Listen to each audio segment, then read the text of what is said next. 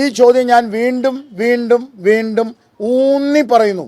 മാറ്റമില്ല, മാറ്റമില്ല. ഇനി എൻ്റെ പോയിന്റിലേക്ക് ഞാൻ വരാം. എൻ്റെ പോയിന്റിൽ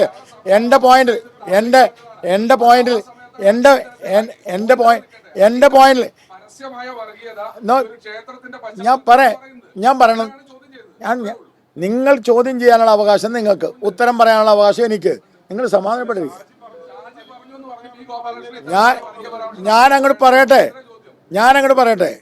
ഞാൻ പറഞ്ഞിട്ടുള്ളത് ഞാൻ പറയണത് കേൾക്ക്.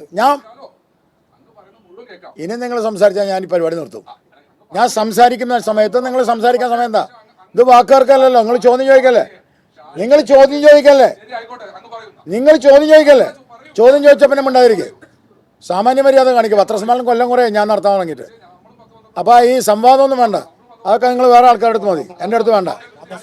ഞാൻ പറയുന്നത് കേൾക്കാനുള്ള താല്പര്യം നിങ്ങൾ കാണിക്കുക. സംവാദമാണെങ്കിൽ വെളിയിറങ്ങിക്കുക, നമുക്ക് നോക്കാം. അപ്പോൾ പിന്നെ ഉണ്ടായിരിക്കും. ഞാൻ സംസാരിക്കട്ടെ. ഒരു കാര്യം നിങ്ങൾ രണ്ടുപേരും ചോദിക്കുക.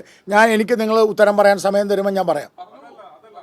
ഇതിന്റെ പ്രധാന പ്രശ്നം എന്ന് പറഞ്ഞാൽ അങ്ങ് പറയുന്നത് ഈ കാലങ്ങളായി ഇങ്ങനെ നടക്കുന്നു എന്നുള്ള കാര്യങ്ങൾ ചൂണ്ടിക്കാണിക്കുന്നുണ്ട്. അങ്ങനെയെങ്കിൽ അങ്ങ് പറയുന്നുണ്ട് ഇവിടെ ഒരു ഹൈന്ദവ ഭൂരിപക്ഷമുള്ള മണ്ഡലമാണ് എന്നുള്ളതാണ് അങ്ങ് കഴിഞ്ഞ ദിവസത്തെ വീഡിയോയിൽ പറഞ്ഞത്. അപ്പോ ആ വീഡിയോ അങ്ങ് പറയുന്നുണ്ട്. അങ്ങനെയാണെങ്കിൽ എന്തുകൊണ്ട് ആ ഭൂരിപക്ഷം തന്നെ അങ്ങ് പറയുന്ന ഈ ആശയം ഉൾക്കൊണ്ടില്ല? ശരി, അപ്പൊ നിങ്ങളൊന്ന് ഞാൻ പറയുന്നതൊന്ന് കേൾക്കൂ.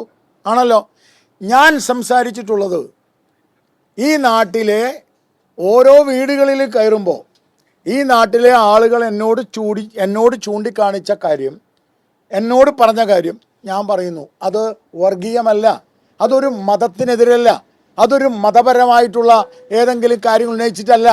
എന്തുകൊണ്ടാണ്? എൻ്റെ ചോദ്യം ഇത് തന്നെയാണ്. ഈ ചോദ്യം ഞാൻ വീണ്ടും വീണ്ടും വീണ്ടും ഊന്നി പറയുന്നു. മാറ്റമില്ല.